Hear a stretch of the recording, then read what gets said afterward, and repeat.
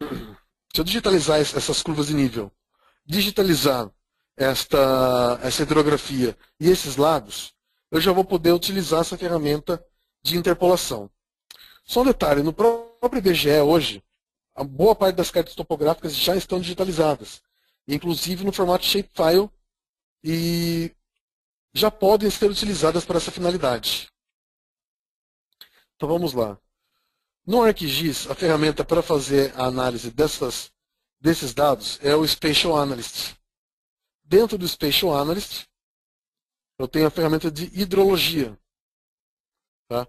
Então, praticamente todas as análises são feitas aqui, com exceção da interpolação topo to raster, que está aqui embaixo. Interpolation está aqui, ó, topo to raster. Só vou abrir a ferramenta. Então, nela, eu vou inserindo aqui as informações. Então, eu vou, por exemplo, inserindo aqui a informação de drenagens,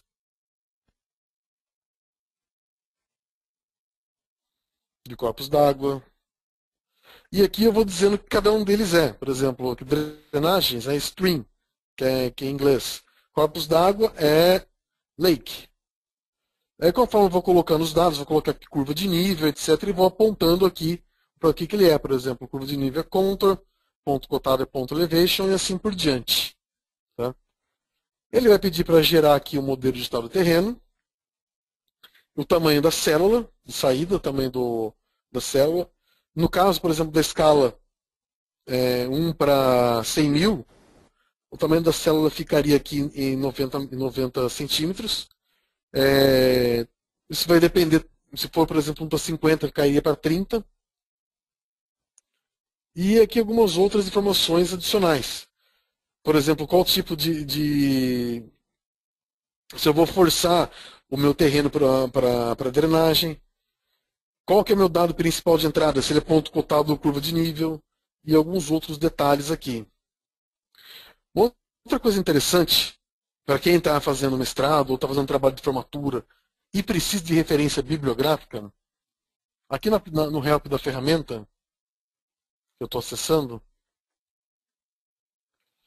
eu tenho toda a descrição técnica dessa ferramenta, explicando todo o processo, citando autores, passo a passo de como ficaria toda essa questão para trabalhar isso de maneira acadêmica, tá? Ou até para justificar o uso dessa técnica. E no final aqui tem até uma série de referências bibliográficas que podem ser usadas sem nenhum problema para essa finalidade. Então, quando eu rodo o topo to raster, o que ele vai gerar para mim é o modelo digital da elevação. Eu vou só colocar um pouquinho para cá. Que é isso daqui. A princípio aqui parece uma foto de fumaça ou de um espírito, mas na verdade os valores que estão aqui em branco são os valores da maior altimetria e os que estão em preto são da menor altimetria. Ele gera o dado desse jeito. Eu posso aplicar aqui uma cartografia que já segue um padrão aí internacional, uma convenção.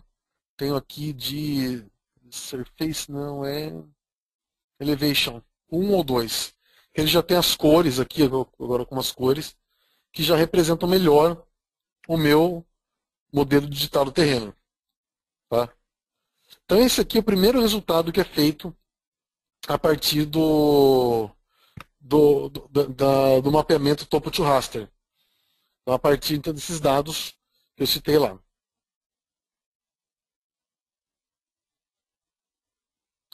Bom, agora, entrando um pouco naquela questão específica de hidrologia, ainda esse dado, esse mapa que eu gerei aí do modelo digital do terreno, ele ainda não está totalmente pronto para iniciar as minhas análises.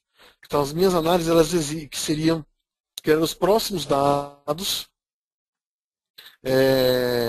que vão gerar todas as análises possíveis. Eu preciso fazer uma série de correções.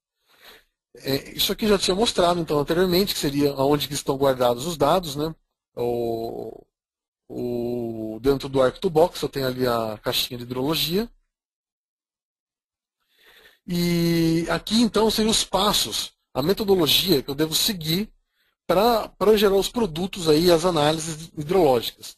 Então o primeiro passo a gente já fez. O primeiro passo foi a preparação do modelo digital do terreno, que é essa caixinha amarela aqui, ó, modelo digital de elevação, modelo digital do terreno. Isso eu acabei de gerar nessa demonstração para vocês.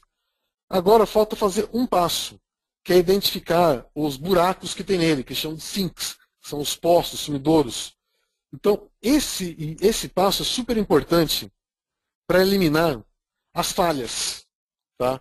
Então, quando eu gero por erros de interpolação, ou por até falhas dos dados de entrada, que são as curvas de nível, os pontos cotados, a hora que ele gera um modelo de estado do terreno, que nem esse que eu mostrei agora, pode ter esses buracos aqui, chamado falhas.